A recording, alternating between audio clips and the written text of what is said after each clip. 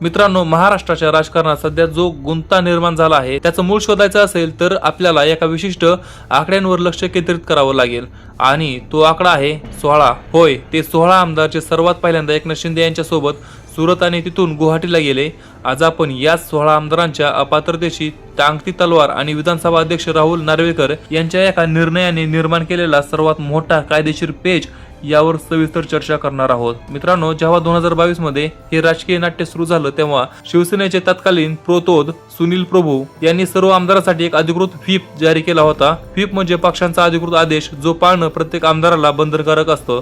पण त्या व्हीपचं पालन न करता शिंदे गटाने पूर्णपणे वेगळी भूमिका घेतली आणि भाजप सोबत सरकार स्थापन केलं. त्यामुळे ठाकरे गटाने अगदी पहिल्यापासूनच ही मागणी लावून धरली होती की पक्षादेश न पाळणाऱ्या या 16 आमदारांना तत्काळ अपात्र ठरवावं लागेल. विशेष म्हणजे या सर्व प्रक्रियेदरम्यान सुप्रीम कोर्टाने एका टप्प्यावर अत्यंत स्पष्ट शब्दात सांगितलं होतं की सुनील प्रभू यांची प्रतोद म्हणून झालेली नियुक्तीच योग्य आहे आणि भारत गोगावले जे शिंदे गटाचे प्रतोद होते यांची नियुक्ती बेकायदेशीर आहे. आता या कायद्याचा अत्यंत साधा आणि सरळ नियम काय सांगतो, जर सुनील प्रभू यांचा व्हीप अधिकृत आणि लागू होत असेल तर त्या व्हीपचं उल्लंघन करणारे एकनाथ शिंदे आणि त्यांच्या सोबतचे ते 16 आमदार थेट अपात्र ठरू शकतात.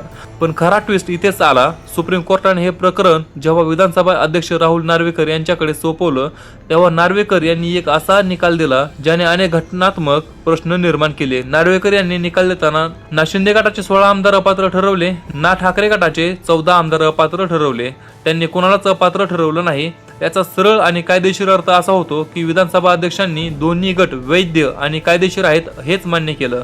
आता जर दोन्ही गट कायदेशीर आहेत तर मग ओरिजिनल शिवसेना म्हणजेच मूळ पक्ष एकाच गटाला कसं काय दिला जाऊ शकतो, हा एक अत्यंत मोठा विरोधाभास आहे. जर दोन्ही गट योग्य आहेत तर मग निवडणूक आयोगाने शिवसेना हे नाव आणि धनुष्यबाण हे चिन्ह फक्त एकनाथ शिंदे यांच्याच गटाला नेमक्या कोणत्या निकषांच्या आधारावर दिलं, हा प्रश्न आता सुप्रीम कोर्टाच्या दरबारात उभा आहे आणि याचं उत्तर महाराष्ट्राच्या राजकारणाची पुढची 50 वर्षांची दिशा ठरवणार आहे. तुम्हाला या सर्व घटनेवरती काय वाटतं आम्हाला खाली कमेंटमध्ये नक्की सांगा. आपण भेटू पुढच्या व्हिडिओमध्ये. तोपर्यंत जय हिंद, जय महाराष्ट्र.